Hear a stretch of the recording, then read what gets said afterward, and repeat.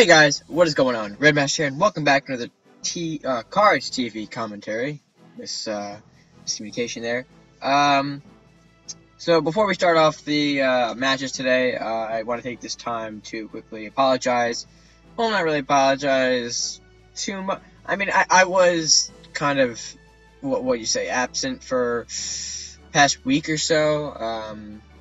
You know, real life situations sometimes tend to take priority over YouTube, you know, the whole spiel.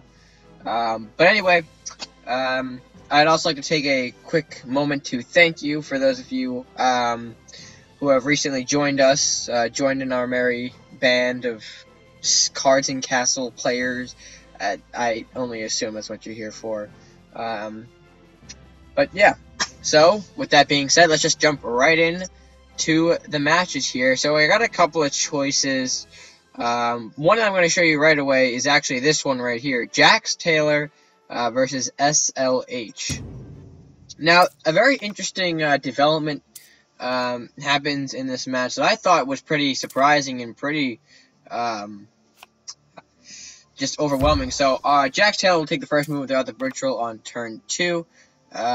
He then goes for an interesting strategy here. As you can see, he will use 2 Merchant's Favors quickly in the beginning, so going from 3 gold right now up to 7 gold to pull out a Merchant's Favor, attack with the Bridge Troll, and then a Sentry Golem into the middle lane. That's basically all of his hand right there on turn 3. SLH is going to respond with a Medal of Bravery into a Mystic Panda right now. That Panda will trade with the Troll, or take out the Troll appropriately. And that Merchant's Estate is going to give JaxTaylor an extra gold from now on. Sentry Golem will attack for 5, already bringing down the castle to 13 health, only on his 4th turn here. SLH now has 4 gold, and decides to counter with a Ronin, Panda being taken out of the equation. However, Ronin will finish the job that Panda started. Pyromancer are going to come out now, as you can see here. He'll move his Banshee up, along with the Pyromancer to take out that Ronin. Now SLH, and keep in mind, this is only turn 5, and we're already seeing all this fast-paced movement and such. Swordsman will come in now, take out the Banshee, and weaken the Pyromancer. However, the Pyromancer ability will set off. Secret Technique will be played now for an Eternity Strike.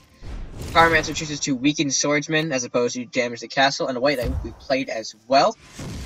Or will, of course, set off. SLH in turn 6 now. He'll throw a Temple of the 5 Gods. I don't really know if the Temple was a smart choice here, unless he didn't have anything else to throw out or didn't want to waste a unit. But yeah, it seems that SLH, despite his hand advantage, doesn't really have much to do here. A Witch Bolt will take away that Temple and give SLH an extra card. However, White Knight will continue to damage the castle. Moving to turn 7, Koru comes out. And of course, keep in mind the Merchant Estate also comes in favor here for winning the game. Basically, Jax has already won. And of course, the Ragnaroth will be played just for extra authority here. But I feel like this was a really fast-paced match, and really, to me, shows what more of the top 100 games are shifting into. You have to be quick, fast, and aggressive if you want to take control of the board, and, you know, just if you want to win in general.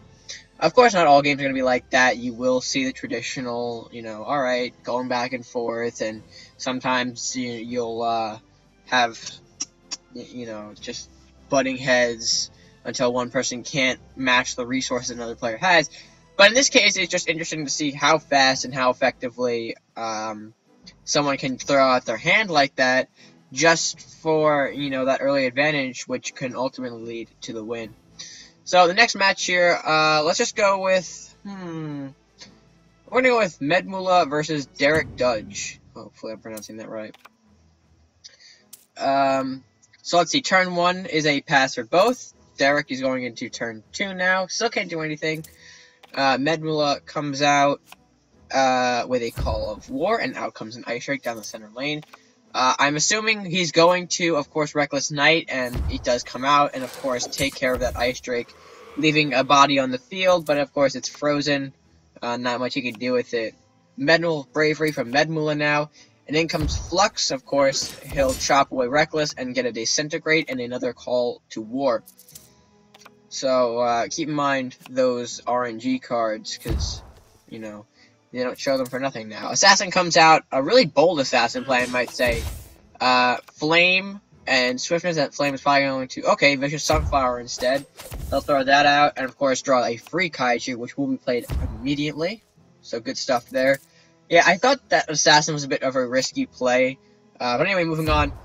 Master Thief coming out now, and of course knockout to the Kaiju. That puts him back at regular price now. Swordsman instead going to come out and block the castle. Let's see, what will Derek do?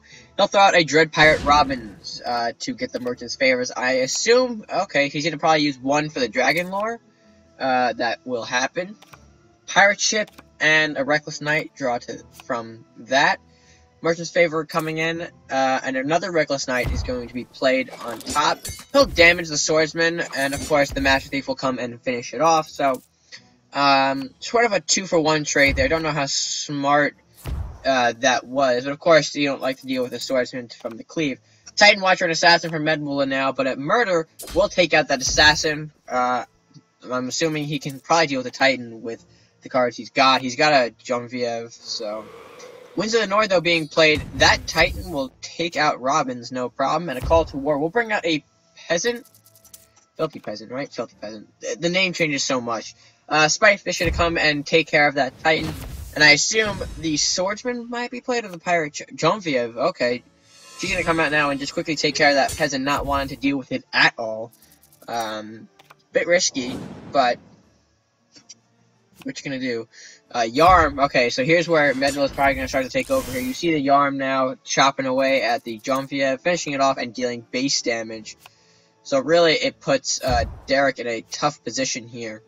Swordsman is not going to kill it. It will weaken it, but not to the point where it will die, leaving his castle exposed and his pirate ship exposed at that. That will take it out and bring it down to 11. A second Yarm coming out now to finish the job.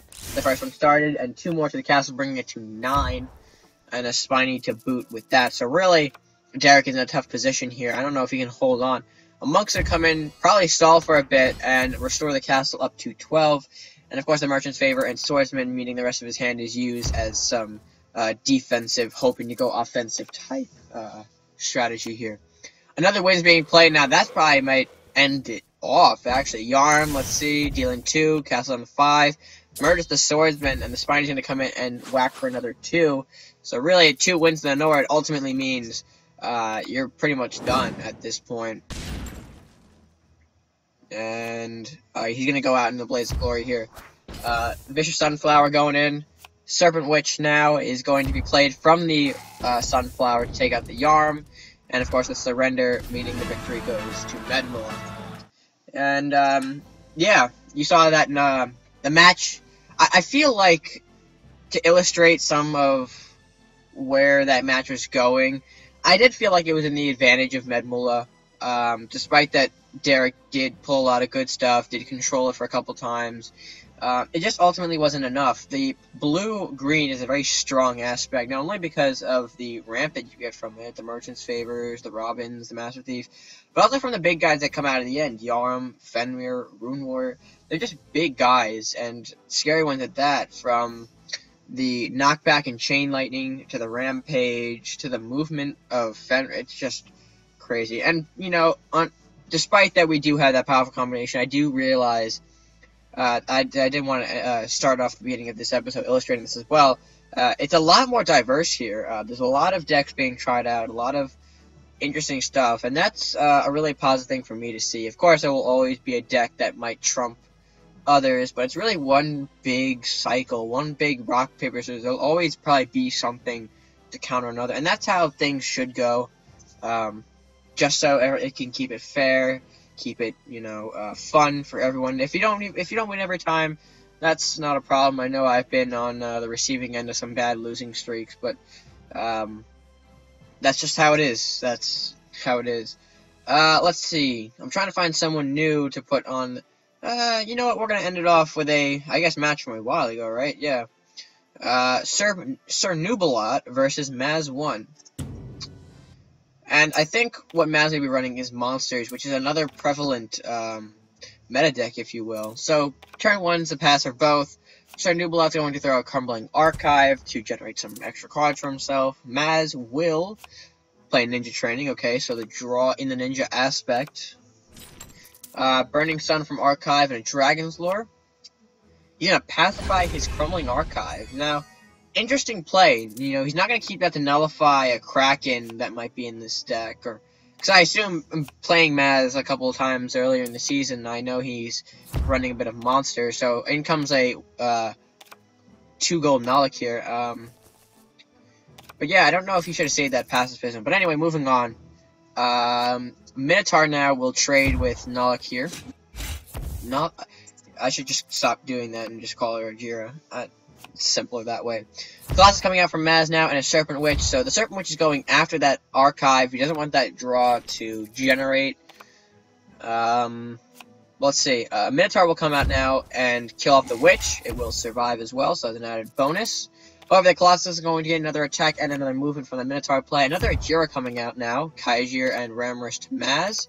And a Kaijir and Serpent Witch to SirNoobALot. Kaijir, of course, going to kill off the Minotaur. He'll save Ajira. He can't draw, so his hand is pretty full now. Ice Weaving to Colossus and a Shattering Strike, so that'll finish off the Colossus from powering up further. A Serpent Witch to block, and a Kaijir as well, you can do. Okay, so that's basically it. So that Crumbling Archive you saw, really, interesting draw strategy here. By what I can tell, Noob is going for some sort of frosting, stalling type thing. However, Ramrus, 2 Ramruses and a Behemoth come out, and of course Murder to the Serpent Witch while I was blabbing on there. Ice Blast now will freeze all of these guys, and of course Ajira will fall. I don't think the Ramrus has any movement. No, it does not, so it cannot move. Voyager are going to come and finish off Kaijir now, and of course no monster will be played, meaning that will it carry over? Oh, no, so the Salar Voyager's effect will not carry over. Interesting strategy there. Burning Sun now will finish off what I assume to be... Okay, it'll finish off, or 2 Burning Suns will finish off the entire board. A Shaman coming out now, and he'll draw a heal, a Dragon Lore from that to get some extra cards, Titan Watcher, and a Yenaroth. Okay, so... pretty much SirNoobALot's deck shows me that it's going to be a lot of freeze and a lot of heal. A classic combination ever since, I think, Monsters Island, maybe? I don't know. I just know it's been around for a while, but not nearly as effective. A Behemoth and a Kraken come out now in front of SirNoobALot, and here goes the pacifism towards the Kraken. And a Titan Watcher, of course, will... Well, it won't attack yet. I was a bit hasty there. It does have Sluggish, I have to remember that. Ice Weaving to Behemothra, it'll freeze in its tracks, and of course the Archive down for some extra draw. Eternity Strike, though, will kill off the Archive, and... Ooh, Kraken now being more dangerous and sneaky here, giving itself some extra attack. However, it's at 8 health, so...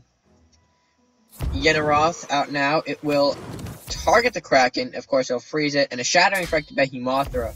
So, Maz is in some sort of trouble here, even though it doesn't look like, it looks like he has the upper hand now, he is in trouble. A King Kaiju coming out on a block for the Yenaroth, although you didn't need to block. I think he just wants the body on the field at this point.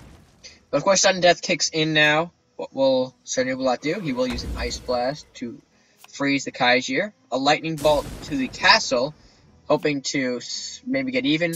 A Shattering Strike to the King Kaiju will expose the Kaijir, and of course Yenaroth will kill that off. So it looks like SirNoobALot does have the upper hand here, knowing what's in his hand, although we don't know what Maz has. He's going to pull out a Colossus and another King Kaiju. The Kaiju will survive from the Yenaroth's 9 attack, and only remain by 1. A Dragon Lore and a Dragon Bolt coming from the draw of SirNoobALot. A Dragon Lore will be used for 2 more additional cards. It is another Dragon Bolt and a heal. Okay, so his Dragon Bolts are going after the castle, and I assume... Okay, one of them went after the King Kaiju. That's probably pretty smart in case he had a movement buff towards him, and a heal to the castle, putting it at 13-9 in favor of SirNoobALot. So the Kaiju now could get some movement buffs, because it can't attack the castle yet. However, Nalakir is being pulled out, a Manfish and a Serpent Witch to SirNoobALot. I think a Minotaur and something else. I forgot what to Maz wanted. I think it was the Kaiju. But yeah, it looks like he's gearing up for a final assault. A Dragon Bolt and a Fenrir, I think. Excuse me. He might go for a double heal here. Okay, so the double heal is in play here. That brings it up to 17. Dragon Ball to the castle, meaning that this is going to be Maz's final attempt to do something. And of course the Manfish and Serpent Witch to block for the castle. So this looks like it's going to go in favor of SirNoobALot. Okay, Vicious Sunflower going to come out now. Kill off the Manfish. That means the Minotaur is going to get a strike in at the castle. Or maybe the Colossus, if he can power him up. Ninja training. Okay, taking a swing at the castle. Merchant's Favor coming out now. Is he attempting to... Okay, E-Strike. Oh! So it looks like Maz actually was able to turn it around from the double kill and win it in the last possible second. Great job to Maz there for that comeback win, if I do say so myself. But yeah, I think that match probably was maybe one of the better ones that I've seen recently. I don't know, I haven't really been keeping track of Cards.tv as much, just because I know there's so much stuff going around, and it's sort of hard to figure out, okay, so what kind of goes against what here, because you're always seeing these different matchups, and it's great to see, you know, whose ideas trumps whose, or what deck ideas can successfully count. It's a really cool way to look at things. But anyway, that's going to do it for Cards.tv. I am planning on probably bringing more content in the future. Sorry about that. But yeah, of course, springtime is probably one of my busier times, especially since I'm kind of in the final stretches of it. I hope to bring more content, maybe some more ranking, as I'm trying out a couple of new decks and a couple of new things. Of course, hidden combos as well. I do have some fun stuff for you guys to see. But anyway, that's it. So if you guys enjoyed this video, make sure to leave a like, share it with your friends, and of course, comment down below what you thought of today's matches. Did you enjoy them? Did you not? Did you want to see the right people win? Etc. So, with that being said, guys, until next time, stay gaming.